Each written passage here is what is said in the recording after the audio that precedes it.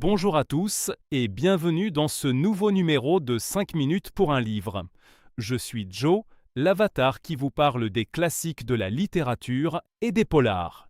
Si je vous dis Capulet et Montaigu, est-ce que cela vous rappelle quelque chose ? Normalement, si vous regardez des séries américaines ou êtes fan de Leonardo DiCaprio, ou si vous avez tout simplement un peu de culture ou des restes de votre scolarité du collège, vous savez de quelle œuvre je parle. Je pourrais également vous parler d'une gamine à peine pubère et d'un jeune freluquet autour des 15 ans qui s'amourachent l'un de l'autre jusqu'à commettre l'irréparable. Je pourrais tout aussi bien vous parler de cette scène du balcon, si connue et si souvent reprise. La donzelle quittant la fête et se penchant à la fenêtre, qui devine le bellâtre sous le parapet et clame « Ô Roméo, Roméo, pourquoi es-tu Roméo ?» Il s'agit en effet de la pièce écrite en 1597 par William Shakespeare, Roméo et Juliette.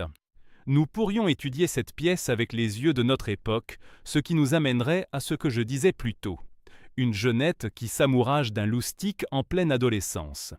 Mais ce serait passé complètement à côté de l'œuvre. Si cette pièce est si importante, c'est bien la cause de son ancrage dans un contexte, en l'occurrence Vérone. Une ville d'Italie qui, au cours du XVIe siècle, devient une place marchande incontournable et le centre névralgique de la Renaissance italienne avec, comme successeur de Titien, l'illustre Paul Véronèse. La ville est dirigée par le seigneur Escalus, qui est agacé par les escarmouches fréquentes entre les nobles des différentes familles de la cité. Deux familles se démarquent particulièrement et déclenchent son courroux. Les Capulet, famille de Juliette, une jeune demoiselle promise à un proche de la maison princière de Vérone, et les Montaigu, qui se lassent des emportements de ses enfants, dont ceux du jeune Roméo. Une fête est donnée un jour qui réunit de grandes familles, alors le sort est jeté.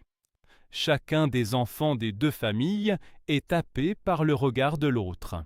Tandis que Roméo fanfaronne dans les rues et devise avec son ami Mercutio de l'embrasement de ses passions pour la jeune fille, Juliette avoue sa détermination à suivre Roméo quoi qu'il advienne. Ici, le lieu et l'époque sont le terreau de l'histoire. Nous sommes loin d'un amour à la Tristan et Isolde ou à la Siegfried et Brunhilde. Il ne s'agit pas d'adultes manipulés, ni de personnes ayant connaissance des passions.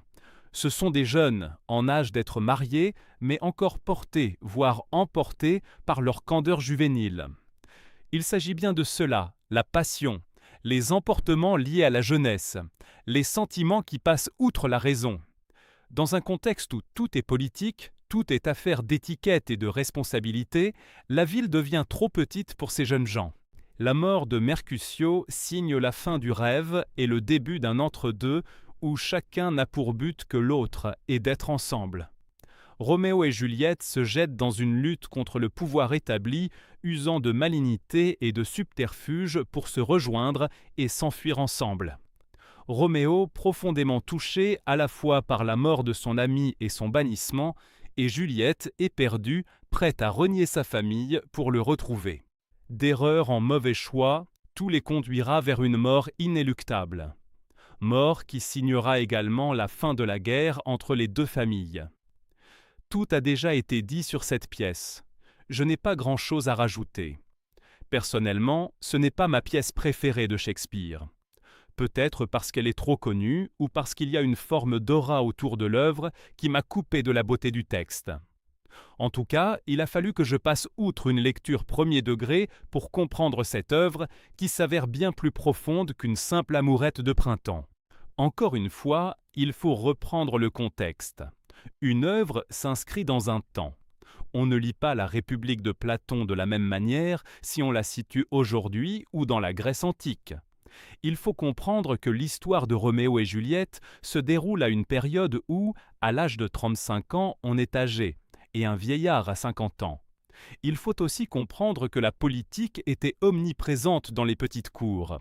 Chaque ville, région avait ses dirigeants, ses principes, ses lois. À la fin du XVIe siècle, Vérone est à son apogée. Être proche du pouvoir oblige à un certain nombre de responsabilités. Il ne s'agit pas ici de réprimander des bêtises adolescentes, mais bien de punir ce qui est contraire à la loi. Du haut de ses 15 ans, Roméo est un habitué des bagarres. Pas celles de sortie de cours d'école actuelles, mais bien des batailles en groupe qui se soldent bien souvent par la mort. C'est d'ailleurs le cas pour Mercutio. Avec la mort de ce jeune homme, Roméo perdra le confident qui jouait jusque-là le rôle d'une conscience extérieure. Alors, toutes ces décisions le conduiront vers une fin tragique. L'écriture est magnifique. Chaque mot est pesé. C'est beau, c'est lyrique, c'est classique. Il y a beaucoup de force dans le verbe de Shakespeare, mais il y a aussi de nombreux non-dits. C'est pour cela qu'il faut, avant de lire la pièce, être bien au fait de son contexte. Roméo et Juliette, c'est l'histoire intemporelle de l'amour de deux enfants de 13 et 15 ans qui aura mis fin à une guerre intestine entre deux familles après la mort de ses anges. Je suis Joe, l'avatar qui vous parle des classiques de la littérature et des polars. Je vous souhaite une bonne lecture. À bientôt!